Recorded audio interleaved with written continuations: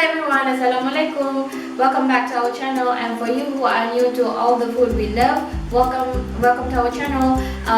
Also, please subscribe to our channel and don't forget to click on the notification button so that you can get the latest updates whenever we post a video. Right? Assalamualaikum semua, selamat datang ke channel kami sekali lagi. Dan pada hari ini kita memaparkan lauk daripada di mana Hari Raya. Dan di sini saya mengucapkan selamat Hari Raya pada semua.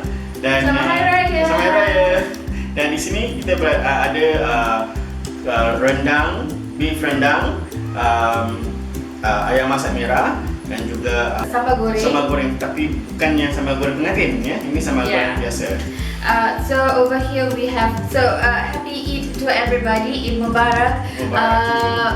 So over here today we will be doing Hari Raya food, right? So over here we have beef rendang, and then we also have ayam masak merah, which is chicken in red gravy, and then over here we have sambal goreng, but this is, I think it's a Javanese style kind of sambal goreng, which is slightly different from the Malay version of the sambal goreng, which is very red and contains a lot of internal organs, I think. Yeah. So let's dig in, shall we? So I'm gonna have the beef rendang. Oh, by the way,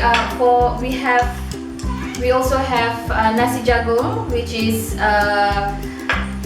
sweet corn rice. Betul. Dan ini adalah salah satu specialty daripada ibu mak kami, di mana nasi jagung ni adalah satu kemestian bagi setiap hari raya, dan dan ia semestinya enak. Yeah. And today, because we're eating rice and it's Eid, we're gonna use hand. Right?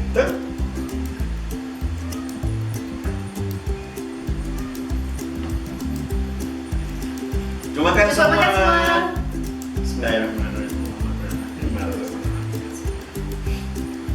So we're gonna give the beef rendang a try.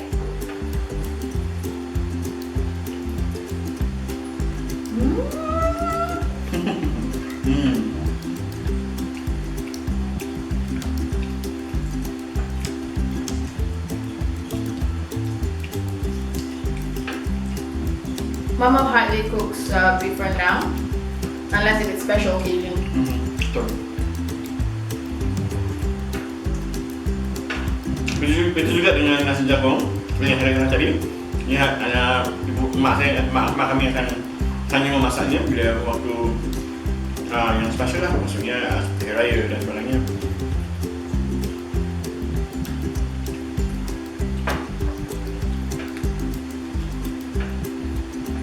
The sweet corn rice, that's my favorite rice ever because it's creamy and it's sweet as well from the sweet corn. And when you bite to it, there's always like the crunchiness from the corn as well.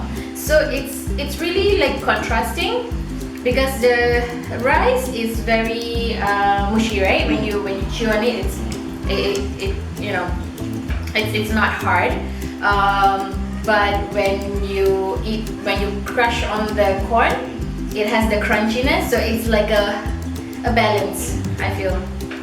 Dan dia, maksud dari saya itu manis tidaklah begitu macam manis daripada gula dan sebagainya, tetapi ini adalah manis daripada sweet corn sendiri, dan di mana ia tidak begitu manis, dia hanya balance dengan nasi dia dengan rempah ratusnya lah.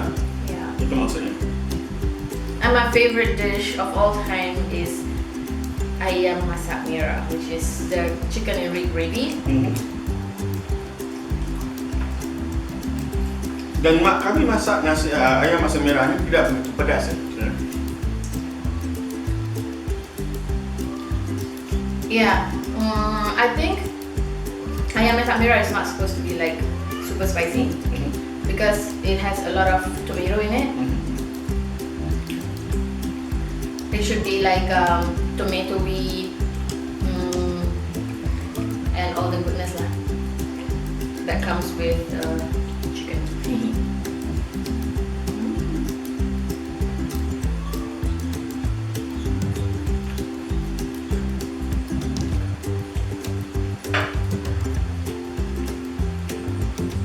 I mean, maybe we can talk about how the COVID-19 situation affected Eid this year.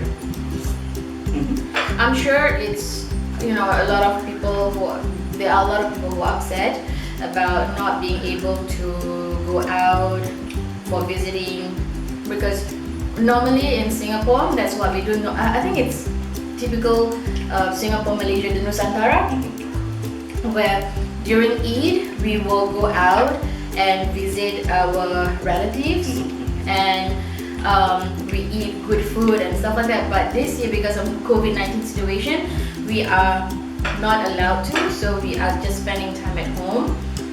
But then it's also in a way you are protecting your loved ones.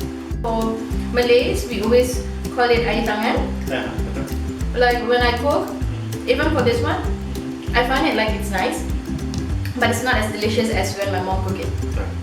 Jadi walaupun dia bahannya cukup lengkap dan sebagainya, tetap tidak akan rasa sama seperti mak kita masak. Yeah.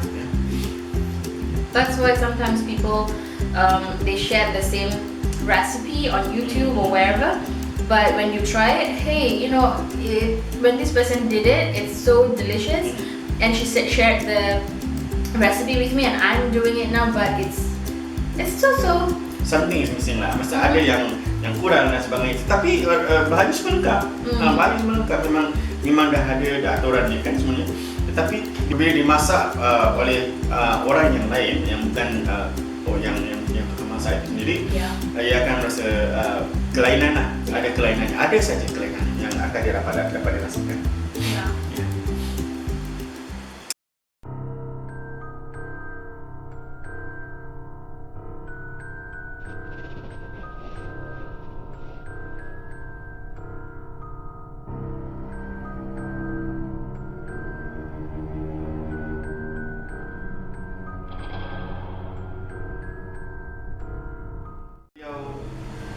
Kembali menghantui suaminya dan keluarga barunya, di mana suaminya itu membawa isteri keduanya ataupun isteri yang kedua itu ke rumah mereka yang mereka diami. Jadi di situ beliau diganggu oleh roh gentayangan roh isterinya dan juga anaknya yang pertama. Jadi bila, so maybe that's her intention? Ya, benda ni berlaku setibanya anak mereka yang kedua lah, maksud saya dengan isteri yang kedua. Lahirnya beliau dan bila anak itu sudah boleh bercakap dan bertutur, dia mengatakan pada bapanya, kata rumah ni ada abang. Dan dia kata, mana ada abang? Dia cakap hanya awak aja yang ada di rumah ni. Awak hanya anak satu yang ada di rumah ni. Jadi ibu bapanya tidak begitu ambil kira pasal mungkin sebagai seorang budak mungkin ada seperti kata orang tu imaginary friend kan. Jadi tidak diambil peduli oleh seorang si ayah. Lalu pada satu hari ini anak ni bermain dengan abang lah. Dia panggil sebagai seorang abang, dan dia mengatakan pada ayahnya, mengatakan abang ni berkata pada beliau yang dia boleh terbang. Abangnya boleh terbang? Tak, abang dia boleh mengajar dia terbang. Oh, okay, that's not good. Ya, so jadi nak diringkaskan cerita, anak yang kedua ni ataupun anak pada isteri yang kedua ni akhirnya mati, jatuh juga ke bawah kerana si abang ni membawa kira adik lah ya, membawa adiknya terjun ke luar tingkap lah, sebab mengatakan yang beliau juga boleh terbang seperti dia. Dan di mana sedihnya anak tu menjadi inilah mangsa kejadian dan mati di tempat yang sama seperti apa anak yang pertama tu mati. Dan didengar mereka keluar setelah kejadian tersebut, mereka keluarlah suami isteri keluar daripada rumah dan diserahkan bulat-bulat pada pihak HDB untuk menjual rumahnya. Tetapi saya dengar tak silap sampai hari ini rumah mereka tidak dapat dijual. Ya, mak sedih ya saudara kalau ini melibatkan roh ataupun maksud saya tu mengakibatkan anak yang tidak bersalah juga terbabit dalam situasi yang seperti inilah. I mean, in terms of relationship, if you're no longer happy in the relationship, you should just be honest with your partner and work it out. As in, like, whether you decide to divorce or decide to stay together, go through counseling. To me, I think that should be the way. Instead of, if you're not happy with the relationship and you go about cheating on your spouse, and things like this happen. Bagi saya juga dalam dunia ni ada setiap masalah tu ada rukainya. Pasti ada jalannya. Cuma jalan tu kita suka atau tidaklah dengan jalan tu. Tapi di mana saya rasa jalan tu pasti ada kebaikannya. Like, there's always, whatever happens, there's always, in Malays we call it ada hikmah di sebalik apa yang terjadi. Like, there's always something good that happens after a tragedy. Or something that happens to you, something good will happen. I mean, yeah. I don't know if I'm making sense.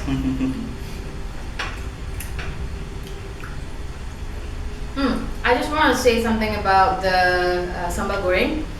So typically, sambal goreng pengantin consists of the internal organs of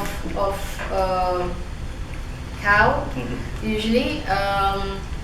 And it doesn't have any tofu or tempeh. Over here, if you guys can see, this sambal goreng contains prawn, tofu, long beans, tempeh, and vermicelli. So it's sort of like the healthier version of the other, but I'm not a fan of this one. Bagi saya tak kisah. Saya suka ini pasal saya tidak makan barang seperti kita nak makan tu. Yeah, I mean, I don't eat, other than this sambal goreng, I don't eat the other sambal goreng unless if my aunt cook the one that contains only beef. Oh yeah. Then I will eat that one. Because me and my brother, we don't eat internal organs. Okay, so my story, I'm not gonna be shy about the location of this place because I think a lot of people has been talking about this house because it's very prominent. This building is very prominent. It's in Woodlands. It's block 852, Street 53. It's just right beside. Once you exit SLE, you go straight towards Causeway Point. You can actually see the house, the building there already. So it's nothing to be shy of, nothing to be, a lot of people, when I Google about this building, there's a lot of blog posts about this building. Okay. Yeah. So the reason why I'm interested in telling the story about this building is because a good friend of mine, a good friend of ours, actually reside just next to it. Oh, okay. Yeah. Okay. And we've been to her house a couple of times. And when we went over to her house, I think it was in early 2000. Okay. Yeah. I think it's for Raya or something like that. Early 2000, if I'm not wrong, or maybe it's her engagement. I can't really remember.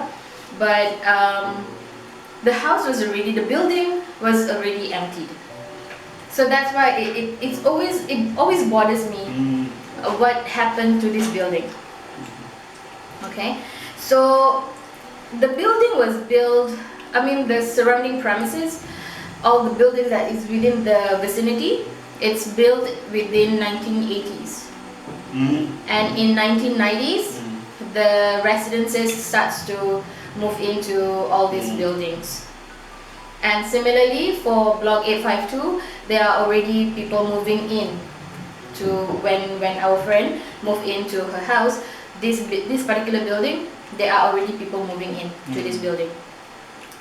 But right before 2003, people start to move, I think right before year 2000 maybe, there's a lot of people who vacate, starting to vacate their individual flats. And then nobody knows the reason why. There's always theories surrounding it, but in year 2003, the building was made for SARS quarantine patients and also for construction workers. They rent it out to construction workers, right? So after SARS was over, they slowly let people in again to the building. People moved into the building again. And then in year 2009, a very devastating incident happened where a mother, I think she's about 51 years old at that time, she stabbed her daughter who was sleeping at that time. So her daughter was sleeping, and she pulled out a knife and she walked to her room. And it's a 2-bedroom. I think in layman term we call it three room flat. So she walked into her daughter's room where she was sleeping. It's still in her uniform, if I'm not wrong. I'm sorry if I'm wrong, but I think I read it somewhere that she was still in her school uniform, and she was sleeping, and her mother plunged the knife right into her heart. What? Yeah. Why? There were reports that said that the mother was mentally unstable. Yeah. So adakah kerana beliau memang dilahirkan seperti itu ataupun? That I'm not too sure, but there were also reports given by the neighbors around her flat, saying that when the police came to pick her, to move her, to get her, she wasn't retaliating, but she was just staring a dead blank stare. Yeah. She wasn't like being vicious or vigorous or violent. She wasn't doing all that, but she was just staring. Adakah dia dirasuk ataupun? No one knows. No one knows. But in this kind of scenario, even if you're possessed and you're brought to IMH for psychiatric evaluation, they would just say that you are suffering from schizophrenia. Right, where you can hear voices and stuff like that. So that's the reason why they say that the mother was mentally unstable. So right after the incident, once again, the whole entire flat was vacated, and eventually, I think the whole entire flat was given back to HDB. Yeah. And then in 2003. There is this, I can't remember, I think they are called, I can't really remember the blog post, but they are a group of people who likes to go on adventure and explore the unknown stuff. Seperti paranormal lah maksudnya? Sort of, but they are not really paranormal, they just go and visit places. So they went to the flat, and they did mention that when they go up to the second floor, it's all gated. The lift lobby, it's all gated up, and then the lift, they tried to press onto the lift to get access to the lift, but the lift just stopped on the 5th floor, and it didn't move up or down, but the lights are on. Yeah. and there were reports. There was an interview that was done to the residents, the previous residents of this building. There's this one guy who I think he is 72 years old, and he lived on the 6th floor. He used to live on the 6th floor, and he said that his neighbor on the 5th floor keep on complaining that they are seeing ghosts. Oh, okay. Yeah, and then there is one guy who was staying on the 10th floor. He heard about this story, also that happened on the same building. One night, there is this guy who took the lift down. I don't know where he's going, where he's heading to, but he was going down the floor and using the lift. So when he pressed for the lift, he went in. He saw a figure of a mother and a daughter. Okay, and then he was like, "Hey, hi." So he was just trying to be friendly, you know. I mean, sometimes that's what dad does, right? So he was like, "Hey, hi. So late already. You bring your daughter down." But the mother never said anything. They were just standing down there and just staring into blank space. And he was like, oh, okay, so they don't want to communicate lah, these two person. So he just pressed number 1, and then the lift went down. And then the moment the lift door opened, he, you know, thought of being courteous, so he wanted to usher the, you know, he wanted to let the mother and the daughter out first. When he turned around, there was no one. Yeah, yeah. So there's a lot of eerie stuff that happened. I mean, there are a couple of stories about this particular building, and there was also a theory about a rock. So this building, right beside this building, is a church. Okay. So a story that I heard about before the church, before they erected the church, there was a huge rock that sat there, and they say that there's a lot of spirits that reside in the rock. I don't know how true this is. It could just be, you know, old wives' tale, but that's what the story went. So there's a lot of spirit that stays in this rock, and because they want to erect this church, so they had to remove this rock. So they say that they were using a lot of methods in order to get this rock out, because it's just quite, it's very difficult to move the rock. But they eventually did move the rock. So when they moved the rock, what was said was the spirit that resides in the rock actually moved to this particular block. Yeah, so that's the reason why, because you know, when they erect the church, I'm sure it's holy space, so they don't have anywhere else to go, so they went to reside in that particular block. Baiklah, saya rasa setakat di sini saja video kami pada hari ini, dan sampai jumpa di episod yang akan datang.